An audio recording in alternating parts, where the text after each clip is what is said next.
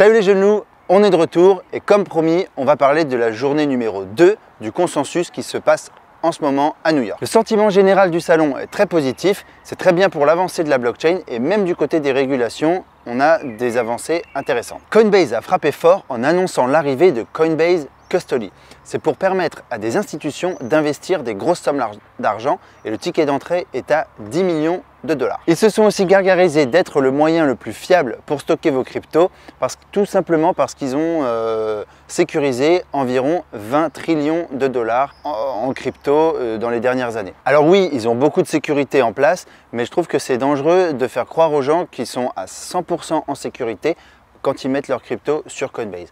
Quand vous mettez vos cryptos sur Coinbase, vous n'avez pas la clé privée du wallet. Et du moment que vous n'avez pas la clé privée du wallet, les fonds ne sont pas à vous. Si quelqu'un hack Coinbase, si un État, l'État américain par exemple, décide que Coinbase ne peut plus sortir ses cryptos, vous perdez vos cryptos. Donc il faut bien comprendre que la seule solution pour stocker de manière sécurisée vos crypto-monnaies, c'est l'utilisation d'un Ledger Nano ou d'un Trésor. C'est les hardware wallets.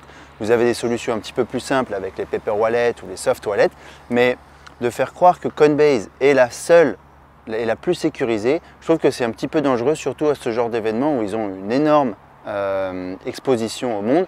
Donc voilà, je suis un petit peu mitigé sur ce genre d'annonce. Bien sûr, ils sont là pour faire leur beurre et se mettre en avant, mais restez bien vigilants sur ces choses-là. Et si vous avez vos fonds sur Coinbase, je vous encourage fortement à utiliser un wallet externe. Voilà. Bien évidemment, quand je dis Coinbase, c'est toutes les autres plateformes, que ce soit Kraken, KuCoin, Binance. Du moment que les fonds sont sur une plateforme, ils sont en danger. Toujours dans la catégorie des exchanges, on a Circle. Alors, rappelez-vous, en début d'année, ils ont acheté Poloniex. Derrière Circle, il y a Goldman Sachs et ils ont récemment levé 110 millions de dollars pour créer une plateforme d'échange fiat contre des cryptos qui devrait sortir normalement dans l'été qui arrive. Donc c'est vraiment intéressant parce que là c'est une banque qui est derrière, un petit peu cachée bien évidemment, mais pour ce qui est des projets futurs et de l'avancée des cryptos, je suis curieux de voir comment le marché va réagir de ce côté-là. Autre news, donc Deloitte, qui se spécialise dans les audits, a déclaré que 75% des grosses compagnies trouvaient un intérêt ou trouveraient un intérêt à utiliser la blockchain dans un futur proche. Donc ça, c'est du pain béni pour tous les projets crypto qui sont en train de voir le jour. À ce propos, on a IBM et Veridium, qui est une compagnie orientée sur le développement durable, qui se sont unis pour créer un token sur la plateforme de Stellar, Lumen, donc XLM. Du très très lourd pour les possesseurs de Stellar. Au chapitre des régulations, on a James McDonald qui a annoncé qu'il était conscient qu'en tant que régulateur, il fallait être flexible dans la façon dont ils imposaient les nouvelles régulations pour ne pas couper l'herbe sous le pied à l'innovation.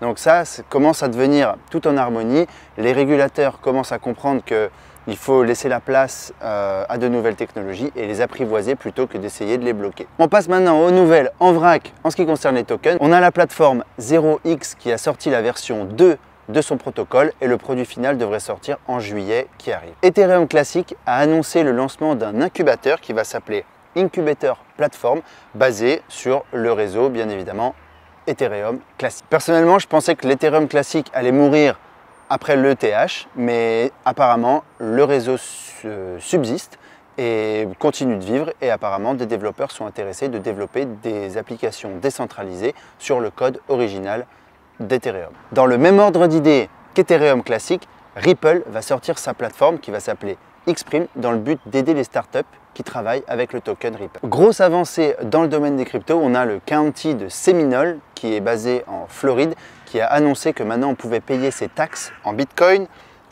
Cash ou via BitPay. Je ne sais pas si vous connaissez cette crypto, mais on a Pivx qui est basé sur l'anonymat, qui a eu apparemment pas mal de choses dans les cartons, donc attendez-vous peut-être à des bonnes nouvelles dans les mois à venir.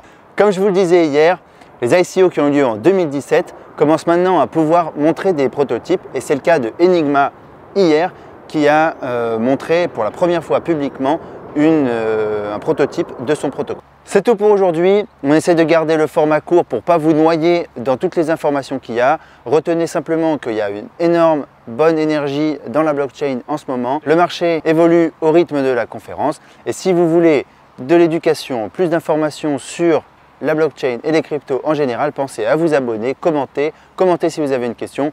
On répond à tout le monde. Et en attendant demain pour le dernier jour du salon, je vous dis à la prochaine vidéo. Ciao, ciao.